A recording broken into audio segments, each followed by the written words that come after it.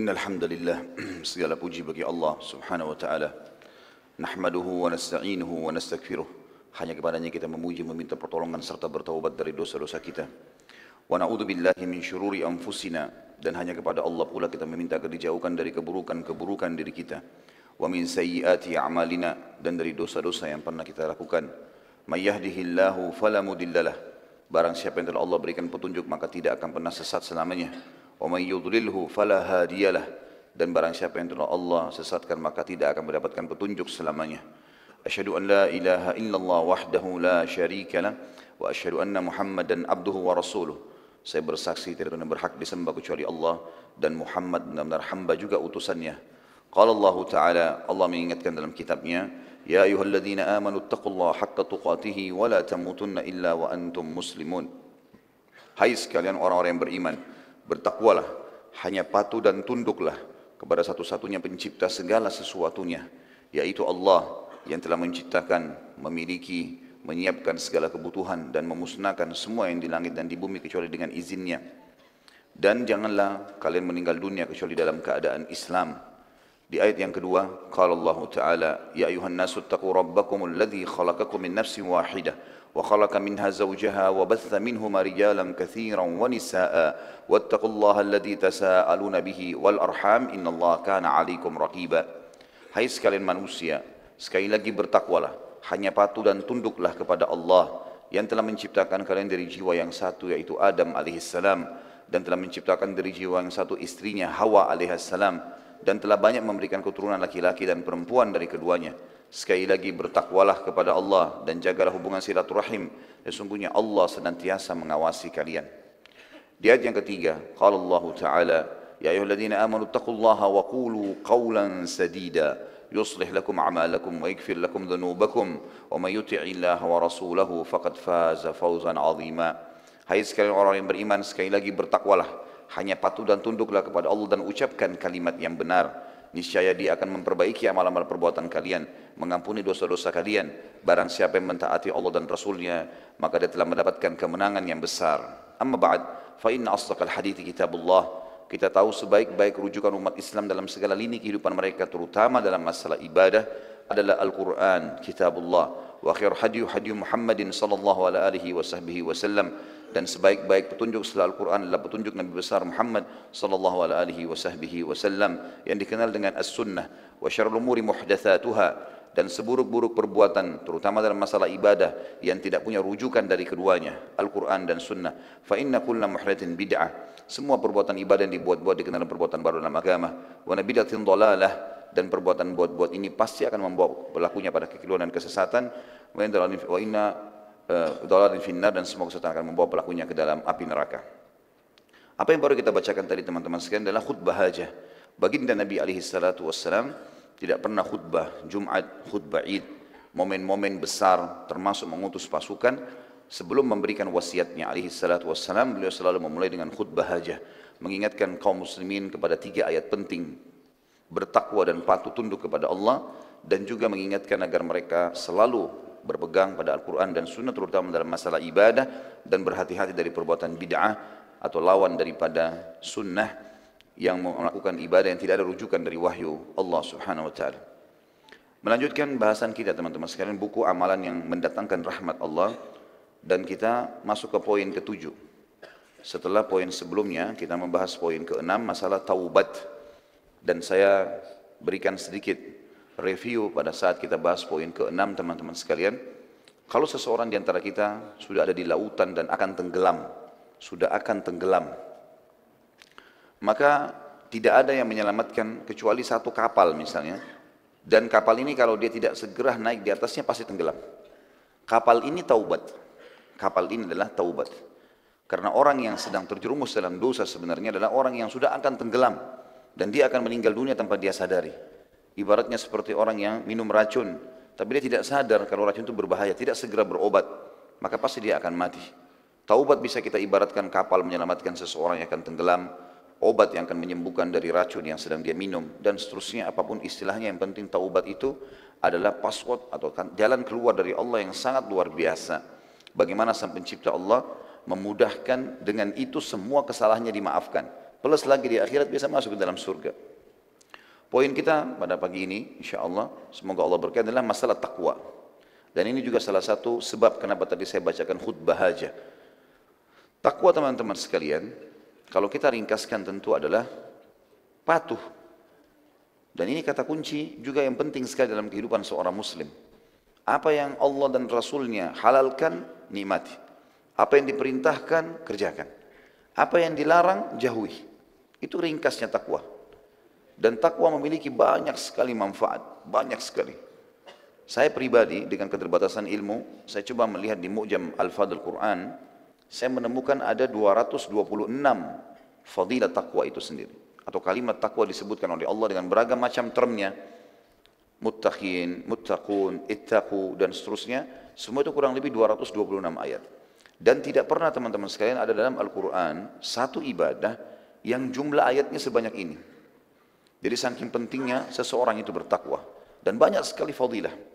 Di antara fadilahnya yang paling jelas yang bisa kita ambil adalah misal dalam surah At-Talaq, surah nomor 65 ayat 2 sampai ayat 5. Ayat 2 sampai ayat 5. Di akhir ayat 2 surah At-Talaq, A'udzu billahi minasyaitonir rajim.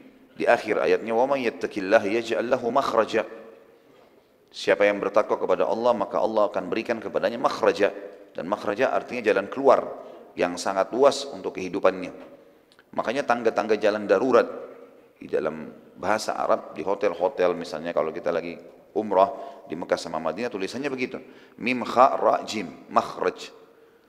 Ya, biasanya orang bahasa Inggris exit atau apalah tangga darurat dalam bahasa Indonesia. Yang jelas digunakan ini oleh orang Arab makhraj. Dan juga orang Arab membahasakan makhraj ini kalau ada orang yang sempit sekali jalan, tubuhnya nggak bisa bergerak, kemudian dia bisa berlari mendapatkan sebuah lapangan yang luas. Transisi dari tempat yang sempit ke tempat yang luas namanya makhraj.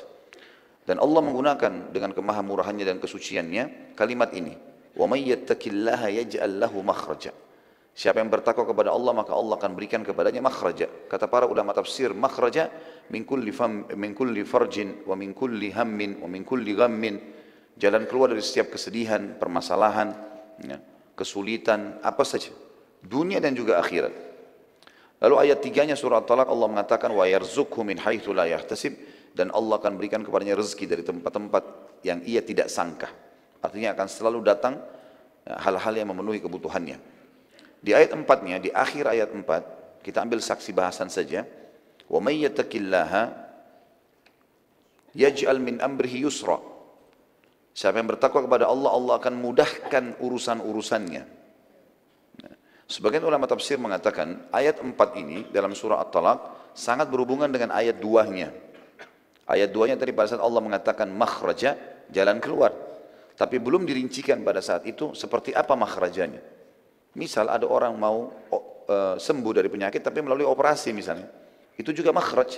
Tetapi masih melalui prosesi operasi misalnya. Dia mau usaha, dia harus hutang dulu misalnya.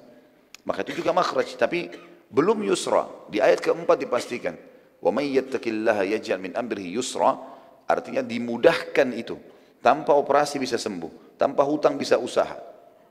Kemudian ayat kelimanya Allah mengatakan wa may yattaqillaha yukaffir anhu sayyiatihi wa yu'zim lahu ajra. Dan siapa yang bertakwa kepada Allah, Allah akan lipat gandakan pahalanya dan Allah akan bersihkan dosa-dosanya. Allah akan bersihkan dosa-dosanya dan Allah akan lipat gandakan pahalanya. Artinya semua kesalahannya akan dimaafkan. Ini kata ulama tafsir sesuai dengan sabda Nabi alaihi salatu wassalam, wa atbi'is sayyi'atal hasanah tamhuha. Selalulah tutupi semua kesalahanmu yang lalu-lalu dengan amal-amal saleh, maka amal saleh itu akan membersihkannya. Dan kita tahu hampir semua perbuatan amal saleh dalam Islam akan membersihkan kesalahan-kesalahan. Wudu, sedekah, bakti dengan orang tua, apa saja ibadah yang kita lakukan, walaupun kita tidak niatkan untuk membersihkan dosa, dengan sendirinya dia akan membersihkan. Dengan sendirinya dia akan membersihkan. Dan kita tahu puncaknya surga yang dikejar setiap orang beriman. Tempat yang abadi, tempat yang nikmat. Tidak ada masa tua, tidak ada masa anak-anak lagi, semuanya umur 33 tahun, semuanya sehat. Kata Nabi SAW, orang yang masuk surga tidak lagi beringus, tidak lagi meludah, ya, tidak lagi buang air kecil, tidak lagi buang air besar. Ya, umur mereka semuanya sama, 33 tahun. Ya. Dalam riwayat lain dikatakan tidak ada seorang pun yang meninggal, ya, baik itu masih kecil ataupun sudah tua, kecuali akan dibangkitkan umur 33 tahun. Dan postur tubuh mereka seperti Adam alaihissalam, 60 siku ke langit atau 27,5 meter. Surga abadi. Dan Allah sebutkan dalam surah Al-Imran, surah nomor 3, 133, A'udzu billahi minasyaitonir rajim, wasari'u ila maghfiratin min rabbikum wa jannatin arduha as-samawati wal ard uiddat lil muttaqin. Berlumba-lumbalah kalian kepada pengampunan Tuhan kalian. Segera minta maaf dan jadilah orang baik. Dan kejarlah surga. Selalu beramal saleh supaya masuk ke dalam surga itu. Yang luasnya seluas langit dan bumi hanya dijanjikan untuk orang-orang yang bertakwa. Jadi takwa memang memiliki banyak sekali. Ini baru sebagian kecil dari 200 sekian ayat. Diberikan jalan keluar, diberikan rezeki, dimudahkan jalan keluarnya itu, dibersihkan dosa-dosanya, dilipat gandakan pahalanya, dimasukkan ke dalam surga. Ini aja baru 5 yang disebutkan. Belum yang lainnya yang sangat luar biasa besarnya fadilah takwa itu sendiri. Orang-orang yang bertakwa teman-teman sekalian akan mengundang rahmatnya Allah. Allah akan terus memberikan kepada dia karunia-Nya. Kalau kita ibaratkan misalnya orang kerja di perusahaan, pegawai yang patuh, ya, pegawai yang patuh, pegawai yang rajin, pegawai yang selalu mengerjakan pekerjaan yang diinstruksikan, tentu akan disenangi oleh pemilik perusahaan. Sederhananya begitu. Gajinya, bonusnya dia akan dapat semua. Dan mudah sekali, nggak usah tambah-tambah pekerjaan. Pekerjaan yang sudah diperintahkan oleh perusahaan itu saja dikerjakan. Udah. Walaupun kita merasa itu mudah, ya sudah itu saja, sudah cukup. Karena itu tugas kita. Nggak usah ditambah dengan yang lainnya. Begitulah mudahnya agama. Kerjakan apa yang diperintahkan, tinggalkan apa yang dilarang, nggak usah ditambah lagi. Udah cukup. Maka dia sudah masuk dalam kategori orang-orang yang bertakwa. Penulis mengangkat dalil yang pertama. Tentu tadi itu kronologis pembukaan dari saya. Kita akan baca bukunya. Beliau mengangkat dalil pertama surah Al-A'raf ayat 63. Al-A'raf 63. A'udzu billahi minasyaitonir rajim. Beliau mengatakan Allah yang maha suci dan maha tinggi berfirman lewat lisan Nabi Nuh alaihissalam. Aw ajibtum an ja'akum dzikrun min rabbikum ala rajulin minkum liyunzirakum wa litattaqu wa la'allakum turhamun. Apakah kalian tidak percaya dan heran bahwa datang kepada kalian peringatan dari Tuhan kalian dengan perantara seorang laki-laki dari golongan kalian sendiri, agar dia memberi peringatan si Nabi tadi dan Rasul kepada kalian dan mudah-mudahan kalian bisa bertakwa dan supaya kalian mendapatkan rahmat. Dalam ayat ini Allah menggabungkan antara tujuan diutusnya Rasul agar kita bertakwa, agar kita mengetahui mana yang boleh, mana tidak boleh, lalu kita patuhi itu. Patuh sepatuh-patuhnya menjadi orang baik sekalian. Dan itu akan mendatangkan rahmat. Nah, sudah pernah kita jelaskan teman-teman sekalian dari awal bahasan kita di buku ini, kalau rahmat adalah karunia. Rahmat adalah karunia. Dan karunia digunakan pun dalam bahasa Indonesia hanya pada pemberian yang sangat tinggi. Ya. Seperti misalnya dikaruniai anak, harta yang melimpah. Ya. Baru bisa digunakan bahasa karunia. Kalau orang mendapatkan hal-hal yang biasa, dia makan, minum seharian, maka dikatakan dia diberi. Kita bisa mengatakan, misal, saya diberi makan dan minum. Tidak bisa saya katakan saya dikaruniai makan dan minum oleh manusia tentunya maksudnya di sini. Dihidangkan. Maka bahasa karunia sangat tinggi. Dan itulah bahasa Arabnya rahmat. Ya. Syekh Sa'di, salah satu ulama tafsir yang mengatakan, makna dari firman Allah, liyunzirakum walitattaqu wa la'allakum turhamun, agar Rasul tersebut memberikan peringatan kepada kalian dan kalian bertakwa, serta kalian akan mendapatkan rahmat Allah, agar dia memberi peringatan kepadamu dan mudah-mudahan kamu bertakwa dan supaya kamu mendapat rahmat, yakni agar dia memberi peringatan para nabi tersebut kepada kalian dari azab yang pedih dan melakukan sebab-sebab yang menyelamatkan berupa melakukan ketakwaan kepada Allah baik zahir maupun batin. Dengan itulah mereka mendapatkan rahmat Allah yang luas. Dalil yang kedua, surah Al-A'raf 156. Surah Al-A'raf 156. A'udzu billahi minasyaitonir rajim. Potongan ayat ini, qala adzabi usibu bihi man asya wa rahmati wasi'at kulla syai' fasa'aktubuha lil ladzina yattaquna wa yu'tuna az-zakata wal ladzina hum biayatina yu'minun. Allah berfirman, siksaku akan kutimpakan kepada siapa yang aku kehendaki dan rahmatku meliputi segala sesuatunya. Maka akan aku tetapkan rahmatku hanya untuk orang-orang yang bertakwa, yang menunaikan zakat dan orang-orang yang beriman kepada ayat-ayat kami. Al-Allamah Sa'di, Syekh Sa'di juga tadi diangkat oleh penulis, ini tentu salah satu ulama yang hidup di kurang lebih mungkin sekitar 200-300 tahun yang lalu beliau meninggal dunia. Bukunya, karya tulisnya cukup banyak ya.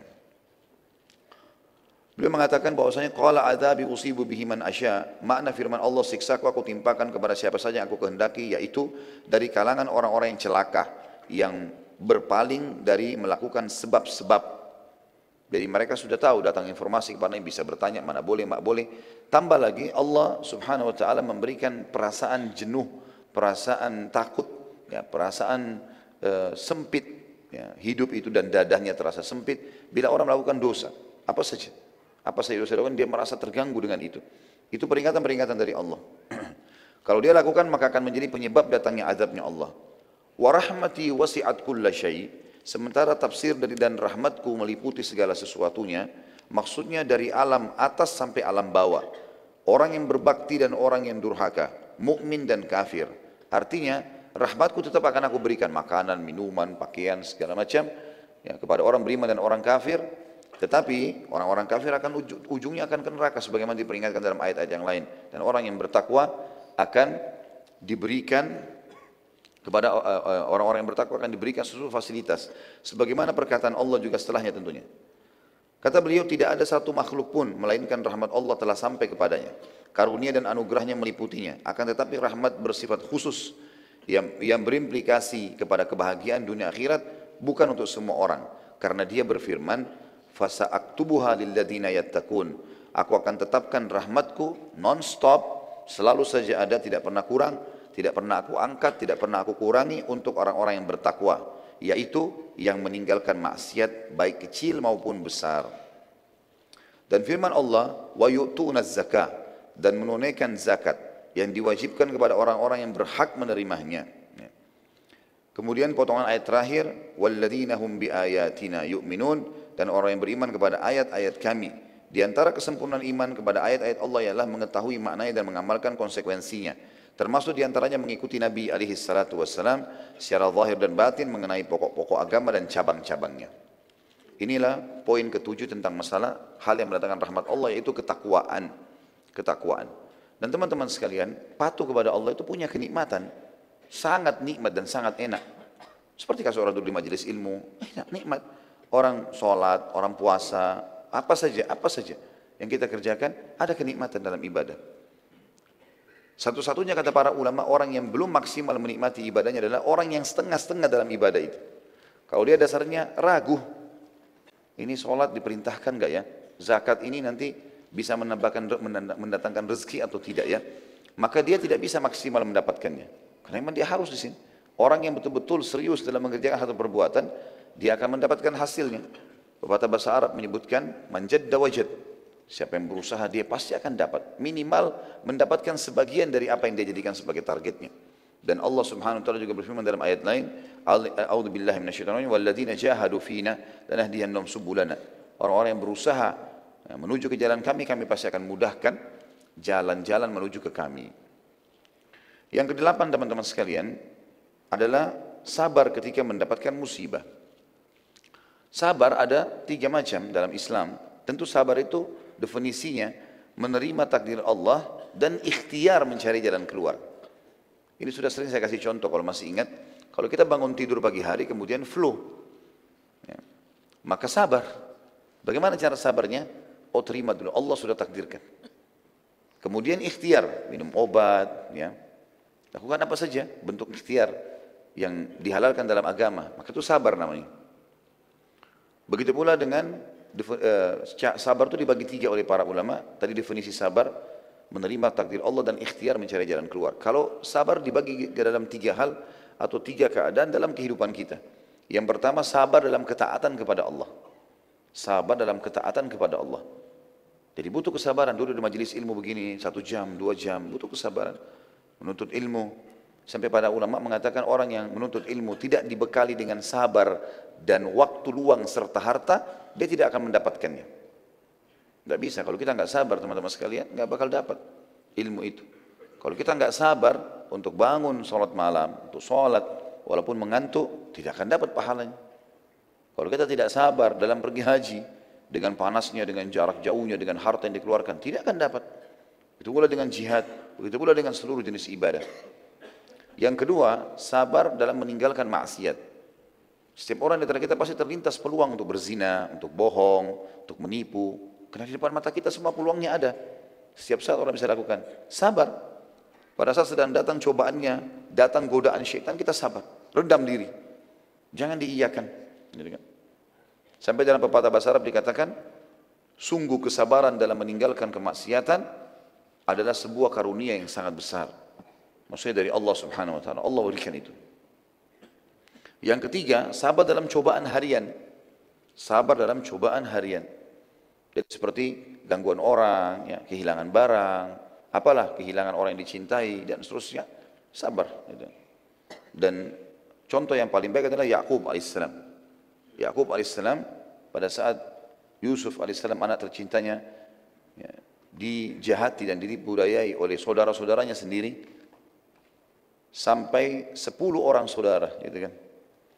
Ini semuanya niat, atau 9 orang niat untuk berbuat jahat di sini. Mereka bisa berkonspirasi untuk itu. Maka Yakub alaihissalam cuma mengucapkan innama ashku bathi wa huzni ila Allah. Waktu dia tahu berita bahwa ini rekayasa, Jibril sampaikan wahyu ini anak-anakmu buat rekayasa, gitu kan. Maka dia cuma mengatakan innama ashku bathi wa huzni ila Allah. Saya hanya keluhkan kesedihanku dan permasalahanku kepada Allah, gitu. Tentu teman-teman sekalian, pahala sabar hanya akan didapat kalau sedang terjadi. Dan orang-orang sabar ini luar biasa. Innama yulaqqas sabiruna ajrahum bighairi hisab, kata Allah.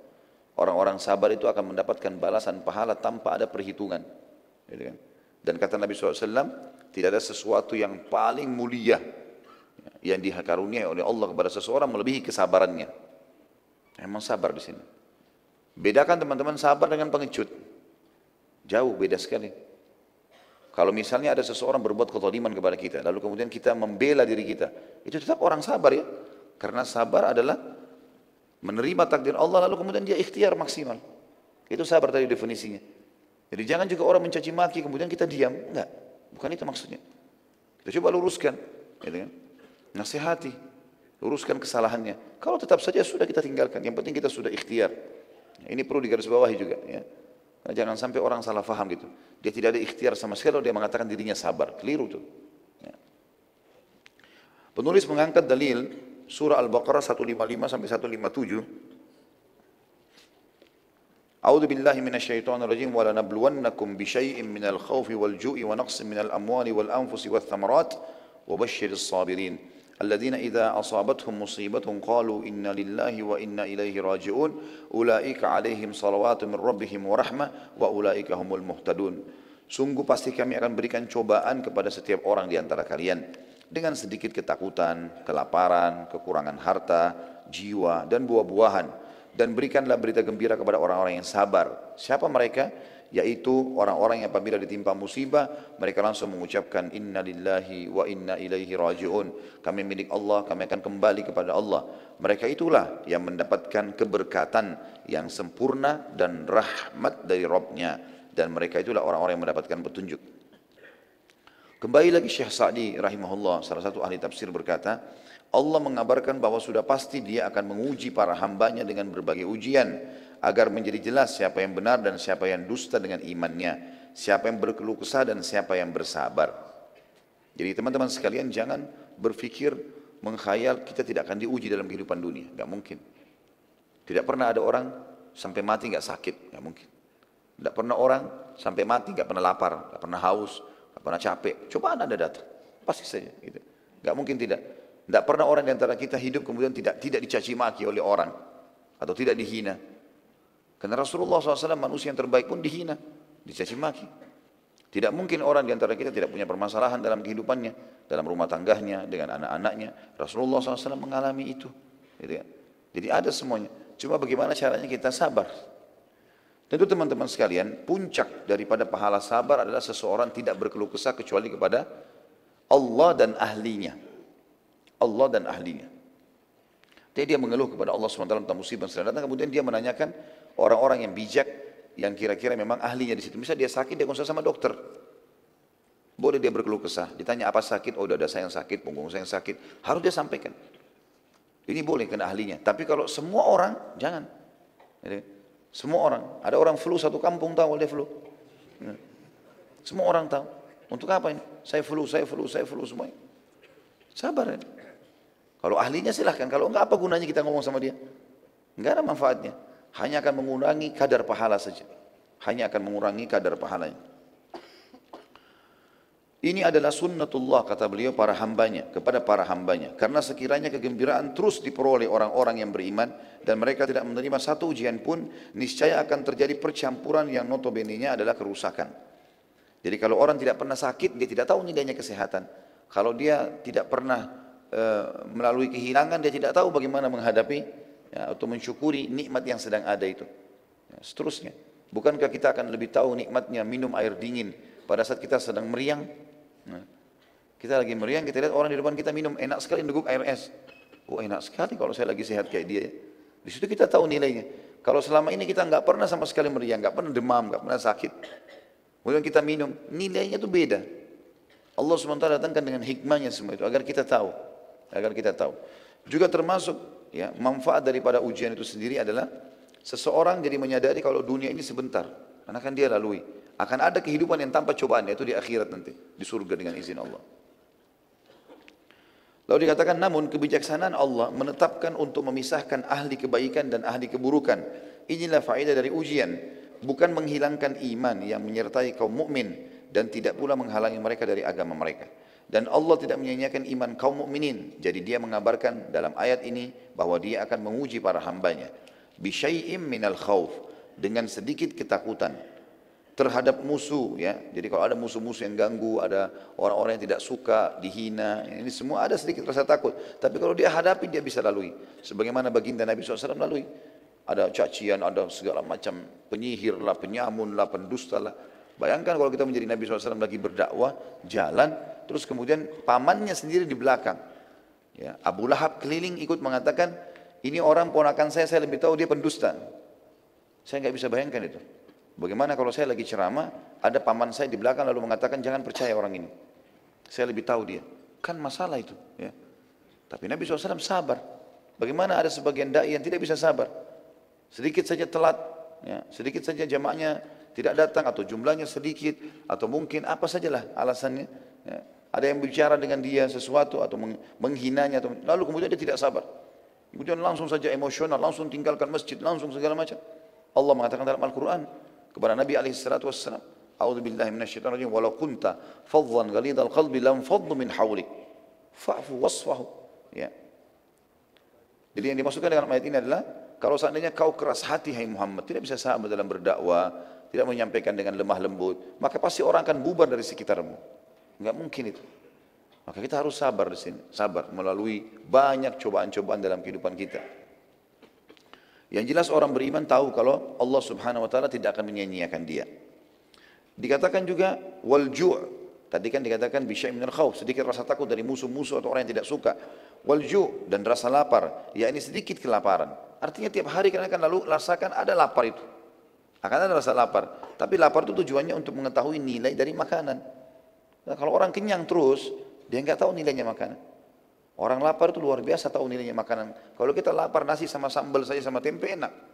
Tapi kalau kita sudah kenyang, udah makan 2 piring, dihidangkan lagi ayam goreng, kambing bakar, udah nggak mau makan. Jadi lapar itu sebuah nikmat sebenarnya. Makanya kalau lagi lapar kita mengatakan alhamdulillah lapar, bukan aduh lapar. Karena dengan lapar kita tahu nilainya makanan. Kalau capek ngantuk, alhamdulillah saya capek, bukan aduh capek. Haus juga begitu. Alhamdulillah saya haus. Karena dengan capek kita tahu nilainya istirahat. Kita kalau dari pagi bekerja sampai malam, capek, tidur 2-3 jam malam hari, enak sekali, luar biasa. Supir yang lagi bawa mobil keluar kota, ngantuk, begitu dia tidur 1-2 jam, segar, enak. Tahu nilainya. Tapi kalau orang dari pagi tidur terus sampai malam, malam disuruh tidur lagi, kira-kira masih mau tidur? Jadi kan kita jadi tahu nilainya sesuatu kan gitu. Jadi tahu nilainya sesuatu gitu. Kemudian dikatakan juga oleh beliau di sini, walju dengan sedikit rasa lapar karena sekiranya Allah menguji mereka dengan segala ketakutan atau kelaparan, niscaya mereka binasa. Ujian itu mengurangi, bukan membinasakan. Jadi yang dimaksud dengan Allah mengatakan sedikit dari rasa takut, rasa lapar, Allah tidak akan mungkin membuat kita lapar terus. Jadi Allah tidak akan mungkin menguji orang akan lapar terus atau haus terus, tidak. Ada saja dia tinggal makan, hilang laparnya. Dia minum, tinggal hilang hausnya. Tapi datang cobaan-cobaan tersebut. Dan itu juga untuk manusia mengetahui kelemahan mereka. Dan lanjutan ayat, وَنَقْسٍ مِنَ الْأَمْوَالِ, dan kekurangan harta. Ini mencakup semua kekurangan yang menimpa harta. Berupa bencana-bencana alam, tenggelam, hilang, harta diambil orang-orang zalim, atau yaitu para raja zalim atau perampok-perampok lainnya. Jadi tidak mungkin seseorang di antara kita melalui hidupnya, teman-teman, tidak pernah hartanya diambil orang. Ada saja. Orang utang nggak bayar, ya, atau jatuh barangnya diambil orang, atau dicuri. Itu dilalui memang. Dengan cara seperti itu kita jadi tahu, punya pengalaman hidup dan tahu nilainya barang itu. Biasa orang teledor, ya, HP-nya taruh sembarangan, tapi begitu hilang baru dia tahu nilainya. Maka dengan hilang itu dia harus ambil pelajaran, terutama orang beriman. Sebagaimana sabda Nabi SAW, la yaldagul mu'min fi juhri marratain. Tidak boleh orang mukmin masuk ke lubang 2 kali.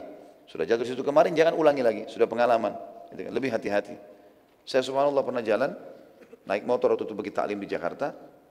Ada terowongan saya masuk, sebenarnya tidak terlalu cepat sih. Tapi HP saya taruh di kantong depan, jatuh. Di jalan raya, pecah bagian belakangnya gitu. Saya mampir, saya ambil. Saya jadikan pelajaran, subhanallah. Ini tadi berarti tidak boleh taruh HP di depan, harus taruh di kantong tempat aman, gitu kan. Dan juga sebagai pelajaran muhasabah. Mungkin ada kesalahan-kesalahan saya lakukan dengan HP ini misalnya. Jadi kita jadikan sebagai bahan muhasabah.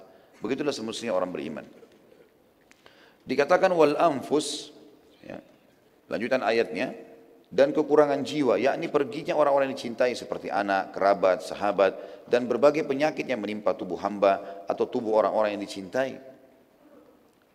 Kemudian wathamarat, dan juga hasil dari panen buah-buahan, yakni biji-bijian, buah kurma, dan semua pohon serta sayur-sayuran dengan cuaca dingin, kebakaran atau penyakit-penyakit alam berupa hama belalang dan semisalnya.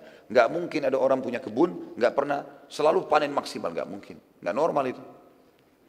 Atau ada perusahaan untung terus, enggak pernah ada turunnya, enggak mungkin. Itu sudah sunnatullah. Kalau kita faham ini sunnatullah teman-teman, ini pasti akan terjadi dengan hikmah Allah. Pada saat kita sehat, kita pasti akan sakit. Pada saat kita muda, kita pasti akan tua. Pada saat siang datang, malam akan datang. Pada saat kita kuat, ada saatnya kita lemah. Pada saat kita untung, ada saatnya kita rugi. Kita akan siap menghadapi kehidupan. Karena ini sunnatullah, nggak bisa dipungkiri. Jadi jangan antum bilang, oh saya kalau sudah beriman, berarti saya tidak akan ada cobaan. Enggak, cobaan akan datang. Justru cobaan itu fungsinya untuk meninggikan derajat, memberikan pengalaman-pengalaman hidup. Kita jadi kuat dalam melalui kehidupan ini. Seperti itulah. Kata beliau, perkara-perkara ini pasti terjadi karena Allah yang Maha Tahu telah mengabarkannya, maka semua terjadi sebagaimana yang telah diberitakannya. Kelebihannya orang beriman diberikan jalan keluar, solusinya sederhana, sabar. Ketika musibah tersebut terjadi, maka manusia terbagi menjadi 2 golongan. Ada yang berkeluh kesah dan ada yang bersabar. Orang yang berkeluh kesah mendapat 2 musibah, kehilangan yang dicintai, yaitu adanya musibah ini, dan kehilangan sesuatu yang lebih besar darinya, yaitu pahala karena melaksanakan perintah Allah agar bersabar. Jadi kalau ada orang kena sakit misalnya, orang yang berkeluh kesah, dia rugi dari 2 sisi. Misal dia bangun tidur sakit, sudah tetap kena. Berkeluh kesah, menyampaikan sana sini sakitnya, tidak akan ada manfaat buat dia. Ingat, kecuali kepada Allah dan ahlinya, itu lain. Itu beda. Ada orang misalnya punya masalah rumah tangga, yang diajak bicara adiknya yang belum mengerti masalah rumah tangga. Bukan ahlinya itu. Atau dia tidak ngerti apa-apa, dia ada masalah, dia tanya sama anak SD yang belum tahu pengalaman, belum ada pengalaman hidup. Enggak mungkin. Tanya kepada orang yang bijaksana. Gitu kan? Sampai kata Nabi SAW dalam hadis, kabir. Maksudnya dahulukan orang yang dewasa dan pengalaman. Tanya mereka. Teman-teman mau buka usaha apa, lihat orang yang sudah lama di bidang itu, tanya, konsultasi sama mereka. Apa suka dukanya, apa yang harus kita lakukan, supaya kita belajar. Sebelum berumah tangga, tanya orang sudah berumah tangga itu, apa pengalaman-pengalamannya. Jangan cuma mengkhayal. Ini bujang-bujang lapo ini. Oh menikah itu enak, nanti punya istri, bisa begini, bisa. Iya, sisi lain, yang kita nikahi manusia. Bukan boneka ini. Dia punya mata, dia punya telinga, dia punya perasaan. Dia bisa buat masalah. Kalau antum tidak mau punya masalah, nikah sama boneka kan? Bisa dicubit, bisa ditendang, bisa segala macam. Enggak mungkin. Manusia punya perasaan, punya mata, punya segala macam. Jadi harus kita faham poin ini. Dan tanya kepada orang-orang yang sudah pengalaman. Ahlinya lah. Tapi jangan sembarangan ini. Kalau sembarangan orang kita ajak ngomong maka akan salah. Pasti kalau kita konsultasi dengan orang yang salah akan salah jalannya. Akan salah jalannya. Kata beliau di sini, orang-orang yang manusia ketika musibah terjadi, kata beliau, manusia terbagi menjadi dua golongan. Ada yang berkeluh kesah, ada yang sabar. Orang yang berkeluh kesah mendapatkan dua musibah lagi tambahan. Kehilangan yang dicintai, apa yang dia mau, dan juga kehilangan pahala yang besar. Yang semestinya dia bisa dapatkan karena bersabar. Ia mendapatkan kerugian dan terhalang mendapatkan rahmat. Keimanannya berkurang, kehilangan kesabaran, kehilangan ridho dan syukur, serta ia mendapatkan murka yang menunjukkan kekurangan yang keterlaluan. Umar bin Khattab sempat mengatakan, teman-teman sekalian, siapapun yang tertimpa musibah, kemudian dia terima takdir Allah itu, lalu dia ikhtiar, maka dia akan bahagia. Karena mau tidak mau, musibah itu sudah terjadi. Sementara orang yang tidak menerimanya, dia akan rugi, dadanya akan sempit, hidupnya akan susah, karena tetap musibah akan datang. Bukan berarti kita kalau bangun tidur sakit, kemudian tiba-tiba sakitnya sembuh dengan keluh kesah. Kenapa ya? Kenapa ya? Tetap aja sama. Tetap aja sama. Maka solusi yang terdekat adalah sabar. Sabar. Sebagian ahli mengadakan penelitian, ternyata orang bersabar itu, dia seperti meredam seluruh otot-otot dan urat-urat sarafnya. Yang tadinya menjadi emosi dan marah, ya, karena ada sesuatu cobaan yang sedang datang, misal barangnya diambil orang, misal dia dihina orang, kan kita jadi emosi ya. Nah sekarang kalau dia redam itu, sebenarnya dia sedang meredam otot-otot dan urat-urat sarafnya, dan itu akan memberikan kesehatan, ya, akan memberikan ketenangan jiwa. Dibandingkan dia ikutin emosi itu, maka akan makin gelisah, susah tidur, susah makan, susah semua. Renungi baik-baik supaya kita jangan keluar dari sabar itu. Adapun orang yang diberikan taufik untuk bersabar ketika mendapatkan musibah-musibah ini, lalu menahan dirinya dari sikap marah, baik ucapan maupun perbuatan, mengharap pahalanya di sisi Allah, dan ia tahu bahwa pahala yang didapatkannya dengan kesabaran itu lebih besar daripada musibah yang diperolehnya. Bahkan musibah itu suatu kenikmatan baginya, karena musibah menjadi jalan untuk meraih apa yang lebih baik dan lebih bermanfaat baginya daripadanya, dari masalah yang sedang dihadapi. Dan berarti ia telah melaksanakan perintah Allah dan meraih pahala. Oleh karena itu Allah Subhanahu wa taala berfirman, "Wabashshiris sabirin," dan sampaikanlah kabar gembira kepada orang-orang yang sabar.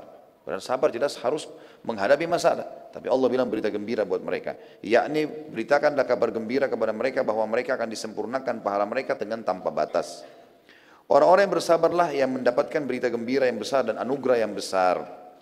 Kemudian Allah menyifati mereka juga dalam firman-Nya, "Alladzina idza asabathum musibah," yaitu orang-orang yang apabila ditimpa bagi mereka musibah, yakni segala sesuatu yang menyakitkan hati atau badan atau keduanya, sebagaimana telah disebutkan sebelumnya. Jadi ada saatnya memang. Jangan teman-teman begitu ada musibah, kenapa ya? Maksudnya kenapa ini bukan berkeluh kesah kayak tidak menerima takdir Allah. Tidak, kita terima. Tapi kalau kita bertanya, kenapa bisa terjadi misalnya, tujuannya untuk mencari jalan keluar itu nggak ada masalah. Tapi kalau untuk berkeluh kesah ini yang dilarang, karena pahalanya hilang. Qalu inna lillah, mereka mengucapkan kami milik Allah, yakni hamba-hamba kepunyaan Allah yang diatur menurut perintahnya. Kita tidak memiliki sedikit pun dari jiwa dan harta kita. Jika Allah menguji kita dengan sesuatu darinya, berarti Allah yang paling penyayang di antara para penyayang telah mempergunakan milik dan hartanya. Tidak bisa ada yang menghalanginya. Bahkan merupakan kesempurnaan penghambaan hamba ialah ia tahu bahwa terjadinya bencana itu datangnya dari Allah, Raja yang maha bijaksana, yang lebih penyayang kepada hamba-hambanya daripada dirinya sendiri. Sedikit makna potongan di sini. Kadang-kadang subhanallah teman-teman sekalian, ada dosa yang kita lakukan, kita nggak tahu bobotnya dosa itu, dan tidak cukup dengan istighfar. Mungkin istighfar kita tidak cukup, maka Allah datangkan cobaan. Ada sebuah hadis menjelaskan, masih itu hadis sahih riwayat Imam Ahmad. Kata Nabi SAW, ada dosa-dosa yang tidak bisa dimaafkan dengan istighfar, tidak cukup. Maka Allah ujikan padanya penyakit. Di sini kata ulama hadis bisa saja penyakit, bisa saja gangguan orang, bisa saja apa saja. Jadi ternyata Allah tidak mau kita nanti di akhirat disiksa berat dengan dosa itu, maka Allah cobakan dengan cobaan.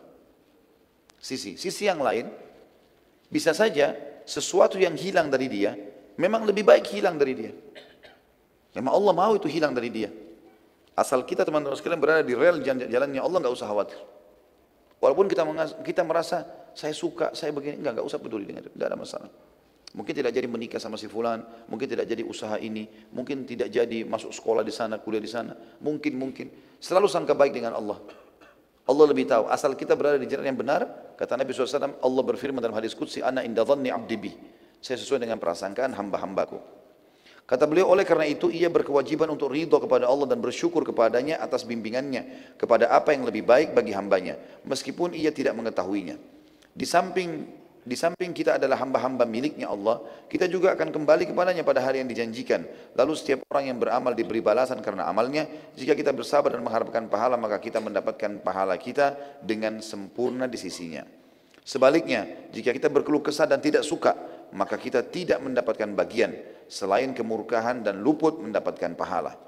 Menyadari bahwa hamba adalah milik Allah dan akan kembali kepadanya merupakan faktor kesabaran yang terbesar. Ulaika, tafsirnya, mereka itulah, yakni orang-orang yang disifati dengan kesabaran tersebut. Alaihim salawatu min rabbihim, yakni akan mendapatkan keberkatan dari yang sempurna, atau salawat dari Rabbnya, yaitu pujian dan sanjungan. Warahmah, dan rahmat atau karunia yang besar. Di antara rahmatnya Allah kepada mereka ialah Dia memberi taufik kepada mereka untuk bersabar, yang dengannya mereka akan memperoleh pahala yang sempurna. Wa ulaika humul muhtadun, dan mereka adalah orang-orang yang mendapatkan petunjuk, yakni orang-orang yang mengetahui kebenaran.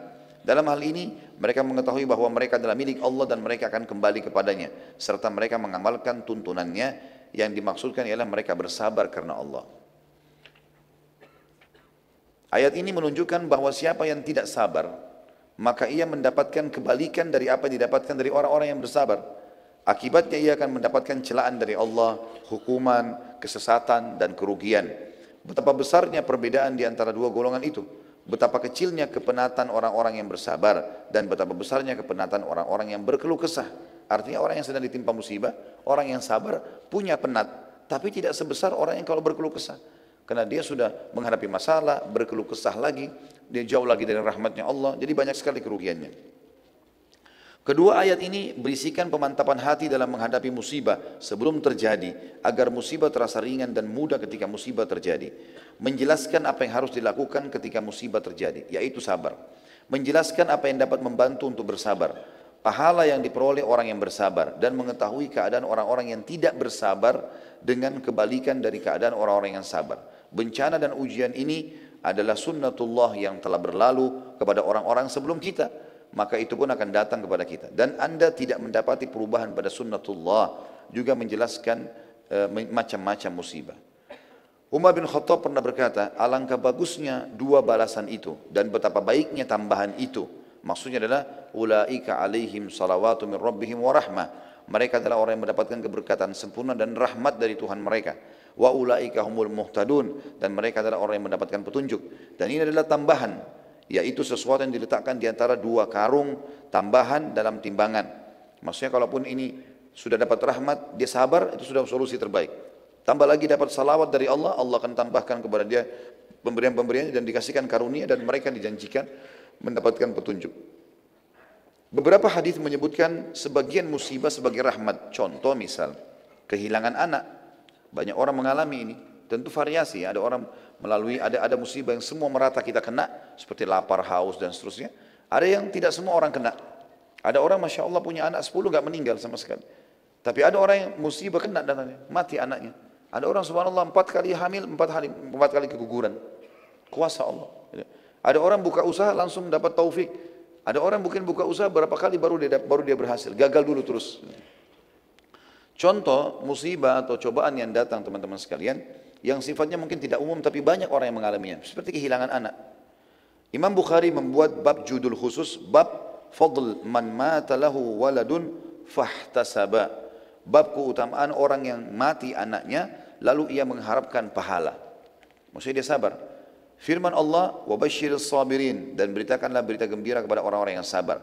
Kemudian beliau menyebutkan beberapa hadis, maksud Imam Bukhari. Yang pertama adalah Abu Hurairah radhiyallahu anhu meriwayatkan dari Nabi SAW, beliau bersabda, la yamutu li muslimin thalathatun minal walad fayalijan nar illa tahillatal qasam. Tidaklah seorang muslim mengalami kematian 3 anak lalu ia masuk neraka kecuali hanya sekedar berlalu saja. Ya, maksudnya ini musibah, lahir anak 3 sampai mati sebelum balik. Di sini dalam hadis dipastikan, kalaupun dia punya dosa-dosa, tentu di sini selain dosa syirik dan kufur ya. Maka Allah dengan kemahamurahannya hanya membuat dia lewat saja di neraka, kemudian dia akan masuk dalam surga. Gitu kan. Muhammad bin Ismail Bukhari juga mencantumkan hadis-hadis menjelaskan firman Allah dalam surah Maryam ayat 71, wa in minkum illa wariduha, dan tidak ada seorang pun dari kalian melainkan akan mendatangi neraka itu. Maryam 71. Hadisnya beliau angkat, Abu Hurairah radhiyallahu anhu meriwayatkan Rasulullah SAW bersabda kepada kaum wanita Ansar pada saat menafsirkan ayat ini juga, la yamutu li ihdakunna thalathatun minal waladi fatahtasibah illa dakhalatil jannah faqalat imra'atun minhunna aw itsnaini ya Rasulullah, qala aw itsnain. Tidaklah, kata Nabi SAW ceramah di depan para wanita-wanita muslimah pada saat itu di Madinah dari kaum Ansar, tidaklah salah seorang dari kalian mengalami kematian 3 anak lalu mengharapkan pahala sabar, melainkan pasti masuk surga. Seorang wanita yang hadir sempat bertanya, bagaimana dengan kehilangan 2 anak wahai utusan Allah? Kata Nabi SAW, ya, kehilangan 2 anak juga termasuk. Perawi hadis Abu Hurairah mengatakan, saya yakin kalau ada wanita juga bertanya, bagaimana dengan 1 ya Rasulullah? Maka Rasulullah SAW pun akan mengatakan 1 juga. Hadis selanjutnya diangkat oleh beliau adalah dari Anas radhiyallahu anhu yang mengatakan Nabi SAW bersabda, ma minan nasi min muslimin yutawaffa lahu thalathatun lam yablughul hinth illa adkhalahu Allahul jannah bifadli rahmatihi iyahum. Tidaklah seorang muslim mengalami kematian 3 anak yang belum mencapai balik, melainkan Allah memasukkannya ke dalam surga dengan karunia atau rahmat kepada mereka. Imam Bukhari pada saat menamakan babnya, bab fadl man mata lahu waladun fahtasaba, bab keutamaan orang yang mengalami kematian anak lalu ia mengharapkan pahala.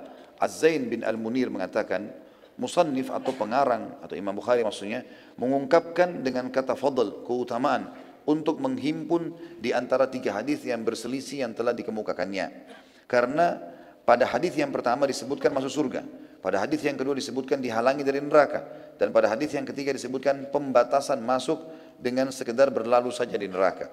Maka masing-masing darinya terdapat ketetapan keutamaan bagi siapa saja mengalami hal itu.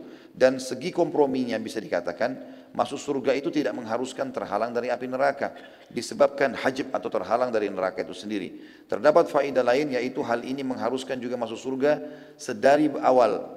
Adapun yang ketiga, maka yang dimaksud dengan al-wurud ya, atau masuk hanya melintas neraka saja, bagaimana pembahasannya akan disebutkan saat ya pembicaraan perkataan illa tahillata qasam, kecuali sekedar berlalu.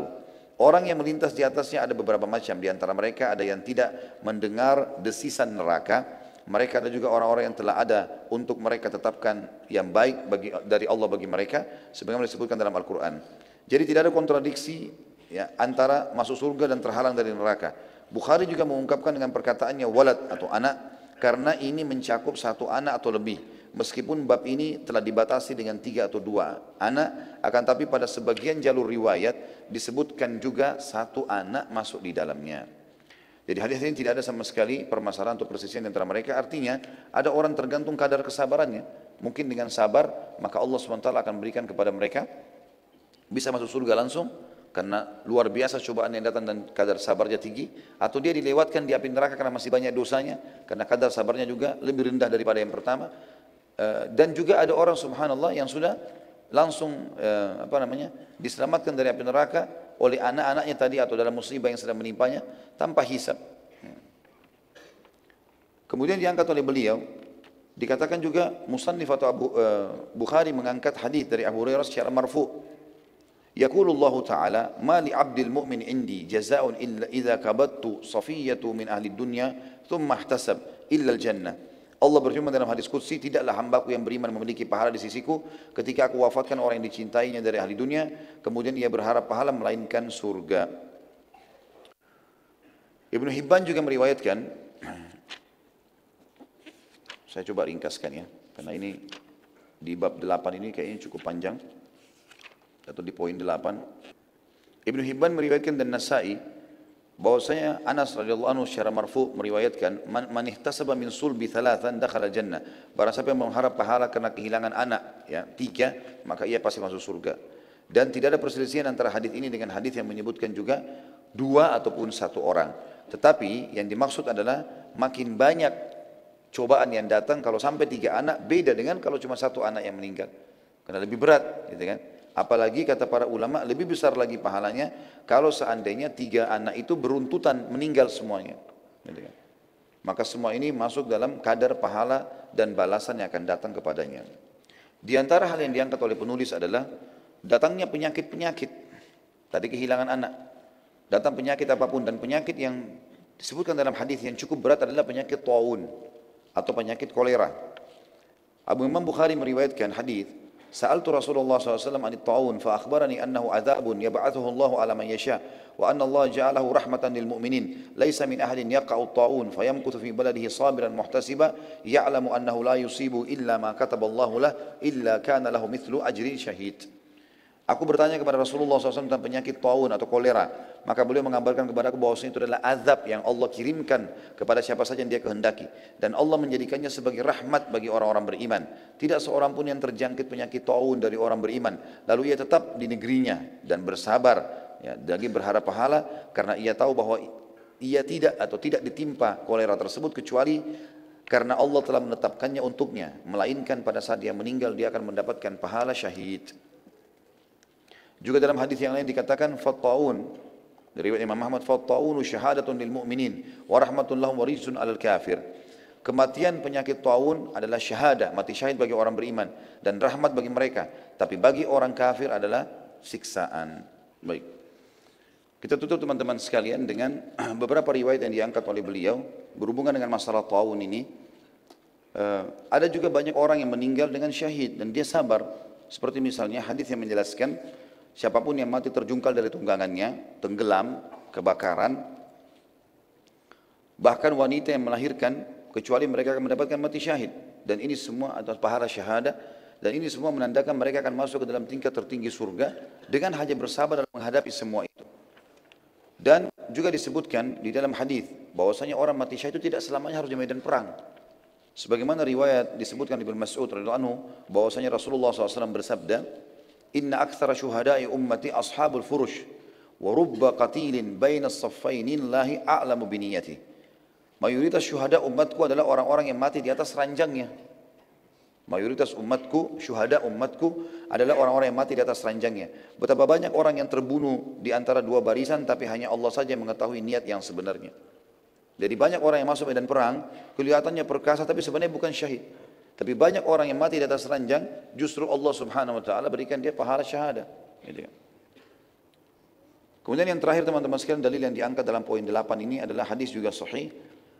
Secara mafru' Utbah bin Abdi As-Sulami radhiyallahu anhu meriwayatkan, "Ya'ti syuhada'u wal mutawaffawna bit-ta'uni fayaqulu ashabut ta'un nahnu syuhada fayuqal unzuru fa in kana jirahuhum ka jirahi syuhada tasilu daman wa rihuha karihil misk wa hum syuhada fayajidunahum kadzalik."